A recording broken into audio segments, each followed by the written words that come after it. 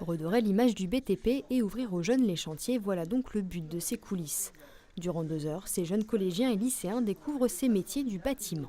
Ils en ont tous tiré quelque chose. Souvent les entreprises disent « Ah, ça te donne une idée de métier pour demain ».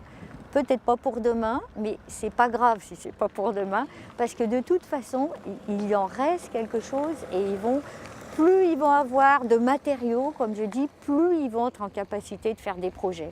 Et le leur, un jour, ça sera le leur. Finalement, des occasions comme ça permet de voir effectivement où est l'évolution des technologies, qu'il y a de la place pour tous les métiers, l'attractivité qu'il peut y avoir dans certains types de métiers, dans des branches auxquelles, de façon spontanée, on ne pense pas forcément pour soi-même. Pourtant, la filière recrute.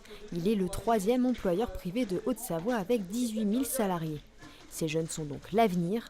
Le BTP, ce sont 30 métiers différents répartis en 10 sections. Il y a une vraie reprise économique depuis 1 année et demie maintenant. Et l'échelle des âges dans nos entreprises tente à démontrer le manque d'effectifs qui va arriver, qui est déjà présent, mais qui va continuer d'arriver. Et ce chantier n'a pas été choisi au hasard. Le futur collège de Rumilly se veut exemplaire en termes d'aménagement du territoire et d'éco-responsabilité.